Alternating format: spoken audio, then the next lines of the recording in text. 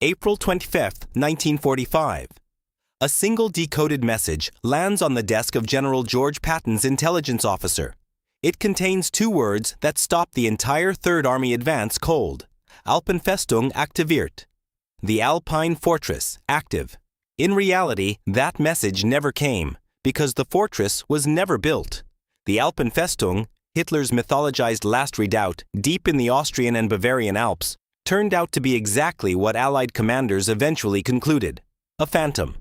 A rumor that had hardened into strategic obsession, fed by Nazi propaganda, intercepted communiques, and the terrifying logic that fanatical men with nothing left to lose would make one final terrible stand. Eisenhower redirected entire armies south based on this fear. Patton's thrust toward Berlin was delayed, and when Allied forces finally swept into the mountain passes in May 1945, they found almost nothing. A few scattered SS units. Empty tunnels. Promises that had never been kept. But here's the question that has haunted military historians ever since.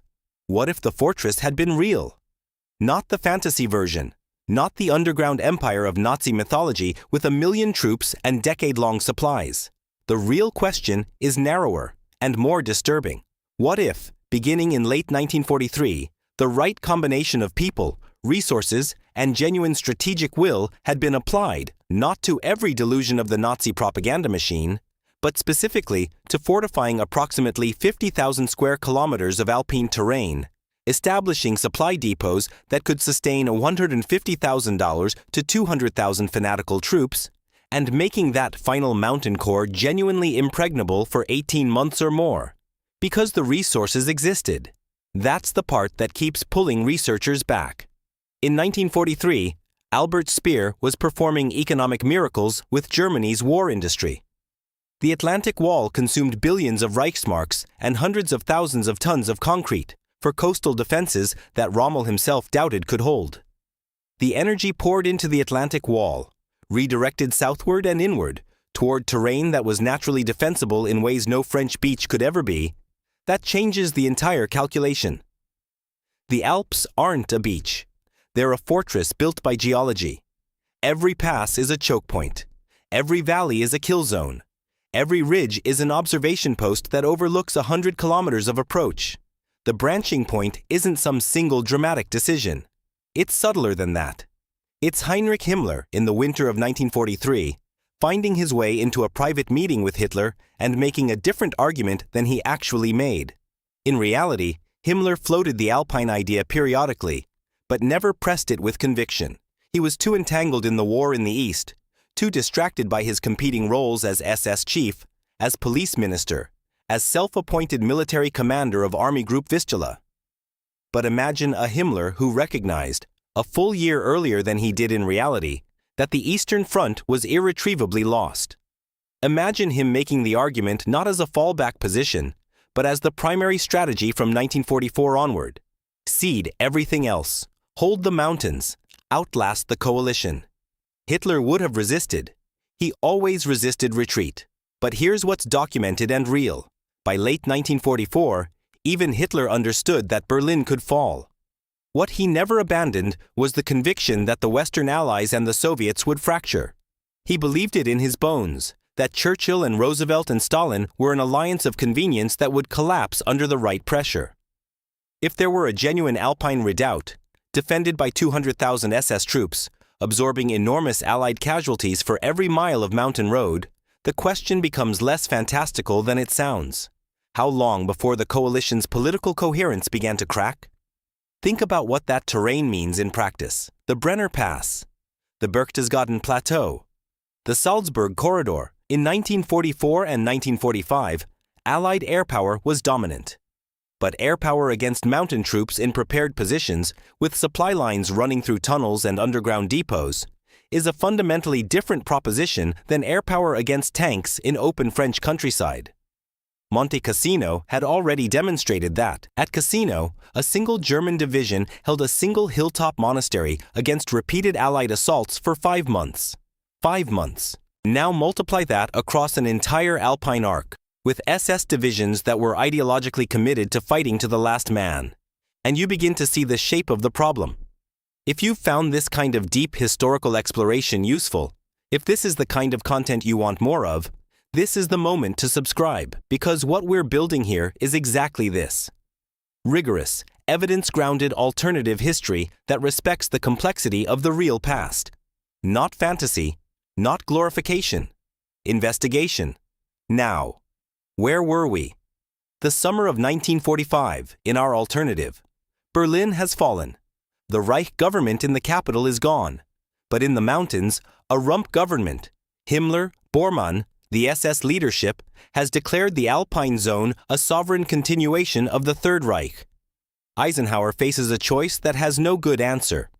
Assault the passes directly, absorbing casualties at a rate that will inflame public opinion back home, at the exact moment when American soldiers and their families are asking why the war in Europe is still killing people after Germany's defeat. Or besiege the mountains, cutting supply lines, and wait. The siege option carries its own horror, a siege that might last 2 years. 3. Long enough for the political fractures Hitler always bet on to start showing. Churchill, already weakened, already fighting for his political survivals against Attlee's Labour Party. Truman, newly president, with a domestic audience demanding demobilization. And Stalin who wants Eastern Europe settled, who needs the Western allies to either commit or step back, who is watching a prolonged Alpine campaign with something that is not quite displeasure. A distracted West is useful to him. Here is the sharpest point of tension in this scenario, the one that keeps historians awake. The atomic bomb. In our timeline, the Manhattan Project produced 2 usable weapons by August 1945 targeted at Japan. In the alternative history, the question becomes whether political pressure, American casualties mounting in Alpine passes, a war that refuses to end, public exhaustion, accelerates or redirects that calculus. Does Truman authorize the use of atomic weapons against mountain targets in Austria? The moral architecture of that decision is almost impossible to reconstruct. Hiroshima and Nagasaki were targeting industrial cities and military populations in a Pacific War with no negotiated end in sight. Dropping an atomic device on Berchtesgaden, on a cluster of mountain towns and passes in the heart of Catholic Bavaria and Austria, populated by civilians as well as SS holdouts, is a different decision entirely. The Western Allied coalition might fracture over it before the bomb even falls. And that fracture, not the Alpine fortress itself, is the true endgame Hitler was always gambling on. What the alternative history reveals, when you hold it up against the real one, isn't primarily a military story. It's a story about coalition politics. The reason the Alpenfestung failed to materialize, the reason it stayed a rumor, was partly logistics, partly Hitler's own psychological inability to sanction strategic retreat, partly the grinding internal dysfunction of the Nazi bureaucracy. But it was also because the Allied coalition was, by 1944 and 1945, better coordinated and more strategically coherent than the Nazis imagined. The fractures Hitler bet on were real. But they weren't deep enough, not yet, not while the memory of Stalingrad and Normandy and the death camps was still fresh. The Alpine fortress, if it had been real, would have tested that coalition at its absolute limit. It might have found the seam. Or it might not. We can't know. And that uncertainty, that genuine, evidence-grounded uncertainty, is exactly what makes this the most interesting question in the entire final chapter of the Second World War. What the Alpenfestung myth tells us about the real history is this: fear of a plausible alternative-shaped Allied strategy more than almost any other single intelligence concern of the war. Eisenhower's decision to redirect toward the south, the decision that, some argue, handed Berlin to the Soviets, was made because the Alpine threat felt real, even when it wasn't. Perception changed the course of the war. Not the fortress, the idea of the fortress. Think about what that means. The war was nearly shaped by something that never existed. Drop a comment and tell me, if the Alpine fortress had been real, do you think the Western Allied coalition would have held together long enough to end it? Or would Hitler's final gamble have finally paid off?